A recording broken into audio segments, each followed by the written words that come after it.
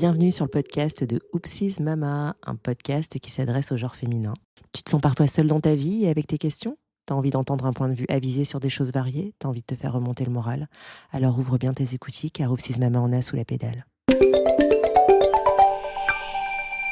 Aujourd'hui, on va parler d'un sujet qui est un petit peu fragilisant, celui de j'ai peur de finir seule. T'as probablement pas de gars en ce moment dans ta vie, sinon tu serais pas là en train d'écouter un podcast qui a ça comme sujet.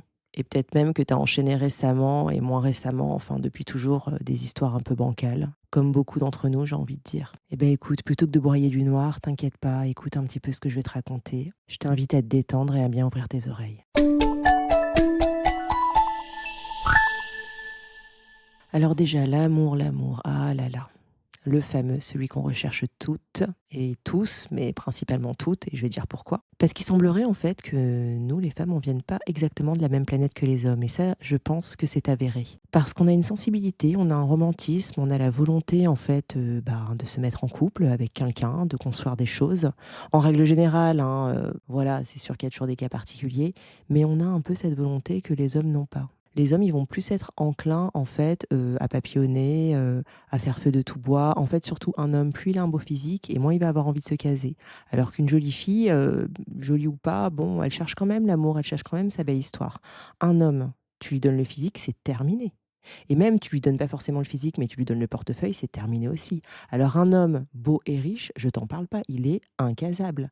Et quand bien même il se caserait, c'est pas dit du tout qu'il reste fidèle en fait. Parce qu'il a trop d'opportunités. Donc en fait, pour lui, c'est inconcevable de se gâcher, entre guillemets, même avec une fille qu'il aime, mais de se gâcher toutes ces opportunités en restant comme ça, casé, avec un fil à la patte, comme on dit. Tandis qu'une femme, même belle et riche, même en ayant tout, même en étant Jennifer Lopez, ou qui tu veux, ou Marilyn Monroe, elle cherche voilà, son prince charmant. Donc c'est à croire, oui, effectivement, qu'on ne vient pas de la même planète, qu'on n'a pas aussi les mêmes pics d'hormones en nous. C'est-à-dire que l'homme, il a comme ça envie, en fait, de forniquer. On va pas se mentir, en vrai. Et donc ça le guide. Ça le guide pour aller à la chasse, pour conquérir, pour ensuite quitter, pour aller reconquérir une autre proie, pour séduire en permanence. Et celui qui ne le fait pas, souvent c'est parce qu'il n'a pas les armes en fait pour être un don Juan, ni physiquement, ni dans le portefeuille, comme je te l'ai dit.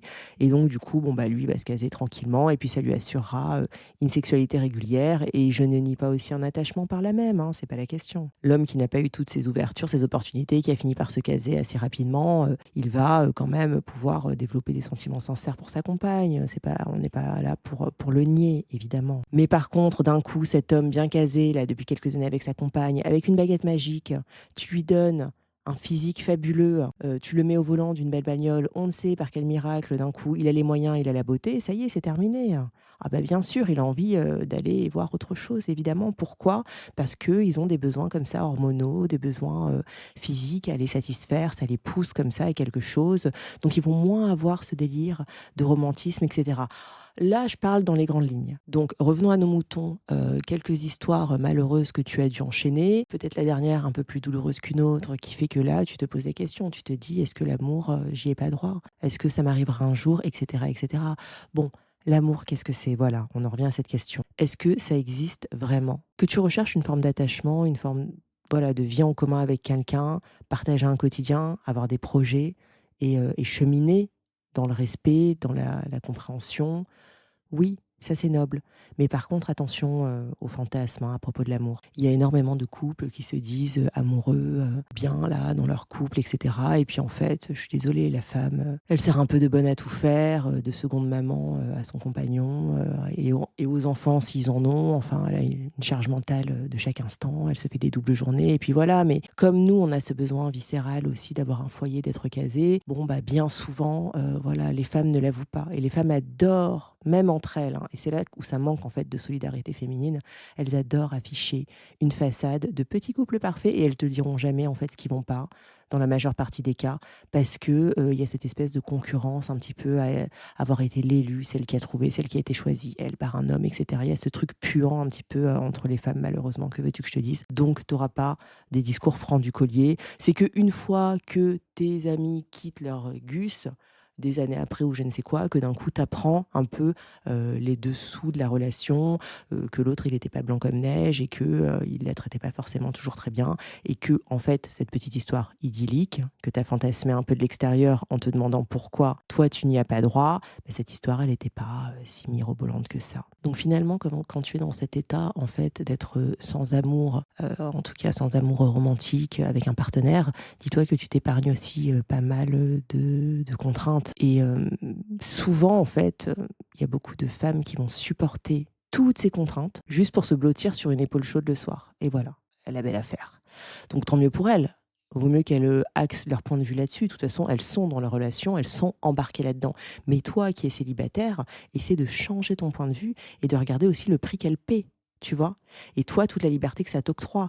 Et en plus, rien n'empêche dans ton parcours de vie que tu sois amené dans le futur à le rencontrer, ton prince charmant, ou peut-être pas le prince charmant, c'est un petit peu gamin de dire ça comme ça en fait. Au bout d'un moment, il faut aussi comprendre que le prince charmant n'existe pas forcément et que déjà si tu rencontres un partenaire respectueux qui te plaît physiquement, c'est-à-dire peut-être pas une gravure de mode, mais en tout cas ça te dégoûte pas de l'embrasser, de lui prendre la main, de sentir son odeur, d'être contre lui, ça veut dire être attiré physiquement par quelqu'un et sans parler de critères fabuleux de gravure de mode.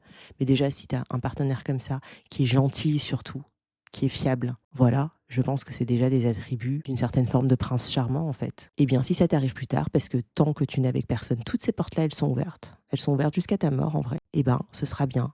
Tandis que les autres couples sur lesquels tu fantasmes, eux, ils sont bien scellés dans leur truc, que ça aille ou que ça aille pas, de toute façon, ils sont en train de cheminer comme ça. Et peut-être que les portes pourraient se réouvrir pour eux à l'avenir, mais ils passeraient par tout un chemin, un tunnel de rupture, de séparation, de deuil, etc. Alors que toi, voilà, toi, c'est derrière toi tout ça, puisque de toute façon, tu y es là. Il n'y a plus, il n'y a pas, il n'y a personne, t'es seul. Donc, si ça se présente, voilà, le fauteuil à côté de toi, il est déjà vide, bien nettoyé, il n'y a pas de poussière dessus, là, tu l'as bien, t'as bien tapoté le coussin, c'est dispo, tu vois. Alors que quelqu'un qui est mal loti, avant d'imaginer qu'il a un fauteuil bien libre à côté de lui, dans la salle de bal, quelqu'un peut venir se poser. En attendant, il y a un vieux gus dessus. Donc, il faudra déjà d'abord avoir le courage de dégager cette personne si vraiment on n'en peut plus, etc. Enfin, ils sont dans d'autres tourments. Donc, tu m'étonnes que la plupart du temps, tes copines, elles se rattachent à 2-3 points positifs de leur couple, qu'elles adorent à les brailler sur tous les toits pour faire un peu jalouser dans les chaumières. Et voilà, mais il ne faut pas prendre pour argent comptant ce qu'elles te disent. Tiens, d'ailleurs, ça me fait penser à une anecdote. Donc, je revois une vieille dame à la télé, une interview. Qu'est-ce qu'elle nous raconte? Qu'elle a été mariée, je ne sais plus, quelque chose de fou, 60 ans. Elle est mariée depuis 60 ans, voilà, avec le même homme. Et qu'ils ont vécu une relation idyllique, ma foi. Qu'ils se sont toujours aimés d'un amour profond, etc. Ils se sont rencontrés très jeunes, évidemment. Les deux, là, ils doivent avoir 80 ans, donc forcément, ils se sont rencontrés à la vingtaine, si ce n'est pas un peu plus tôt. Donc elle nous dit, oui, ça a toujours été super, voilà, on s'est aimés, voilà, j'ai eu cette chance. Mais à quel moment il y a de la vérité derrière ce discours? Parce que, en fait, dans une vie humaine, ça veut dire que tu as cheminé pendant 60 ans avec lui. Donc 60 ans d'une vie, c'est long parce que, en fait, tu chemines à travers les âges, tu te découvres, tu vis des expériences. Alors si c'est toujours les mêmes au sein de ton couple, ok, mais tu vas vivre des expériences professionnelles, amicales, familiales, ça va s'enchaîner comme ça pendant 60 ans. Et il y aura des hauts et des bas dans une vie. Voilà, il y en a eu pour cette dame. Il n'y a aucun moment où d'un coup, je sais pas, ça n'allait pas dans un quelconque domaine, même si ça allait dans son couple apparemment, ou elle s'est sentie mal dans sa peau, ou elle s'est remise en question, ou elle n'a pas eu une crise de la trentaine, de la quarantaine, de la cinquantaine, que sais-je, ou elle n'a pas eu envie de penser que peut-être le problème c'était lui, c'était son mari, que après tout, elle n'avait connu que lui, que si ça se trouve, voilà, tout ça c'est de sa faute, s'il n'était pas là peut-être, un renouveau, quelque chose, aller diaboliser l'autre, et forcément en 60 ans tu passes par des phases comme ça. Donc la dame elle est bien gentille, mais soit elle a le niveau de conscience d'une cacahuète, et dans ce cas-là elle est toujours béate et ravie, tant mieux pour elle, heureux sont les simples d'esprit, mais sinon ça manque cruellement de sincérité, un discours pareil, vraiment. Donc ne te fie pas aux apparences, tout ça est faux. Évidemment qu'il y a du pain blanc dans les récits, mais il y a aussi du pain noir qu'on ne te dit pas. Donc toi, tu as l'impression d'avoir que du pain noir parce que t'as pas le pain blanc, d'être câliné, d'avoir quelqu'un sur qui compter, qui t'envoie des messages, etc. Mais ton pain noir, crois-moi, c'est ta petite tambouille de pain noir personnel. C'est pas le pain noir que tu partages avec l'autre. C'est-à-dire l'autre qui te fait peser aussi ses humeurs, ses habitudes qui t'agacent, sa façon de gérer des tâches ménagères, le budget, ses projets ou non-projets pour vos vacances, pour les fêtes de fin d'année, pour la Saint-Valentin, ton anniversaire. Tu te tapes aussi ça dans la tambouille de pain noir quand t'es en couple, tu vois. Donc ça, faut vraiment y penser. Profite de ta solitude pour te recentrer sur toi.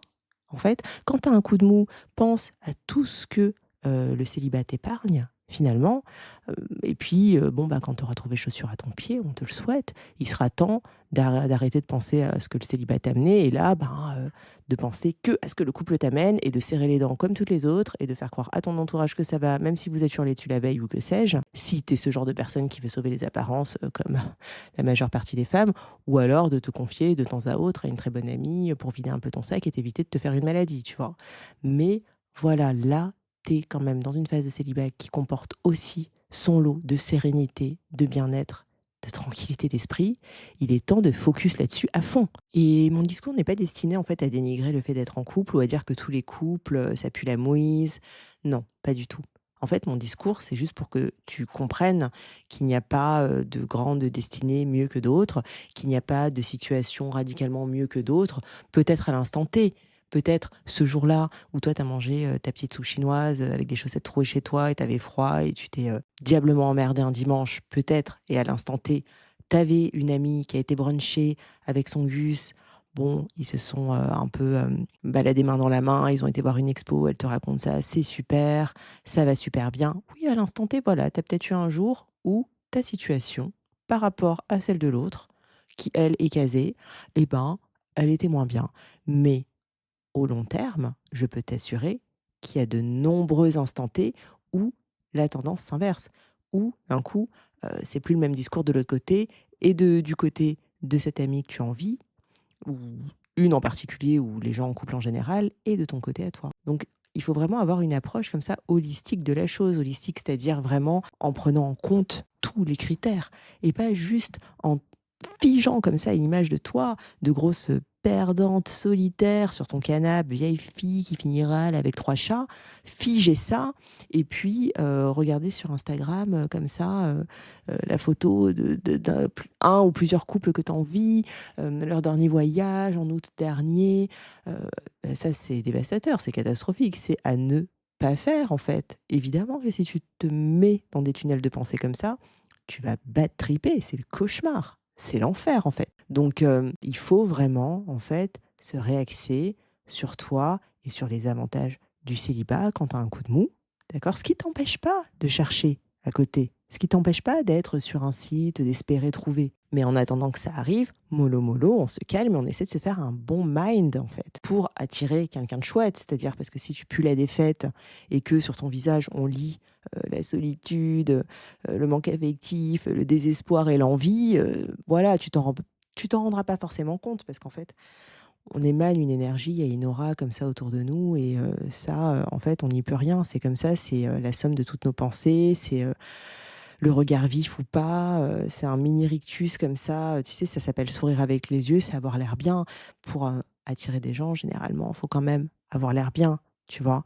Hem, Sauf si tu es quand même comme ça une top modèle allemande, avec un regard ténébreux et que toi tu peux, oui, faire la gueule, il y aura toujours 3 gus qui voudront, te payer une coupe de champagne. Mais bon, voilà, on est dans des cas de figure un peu quand même normaux.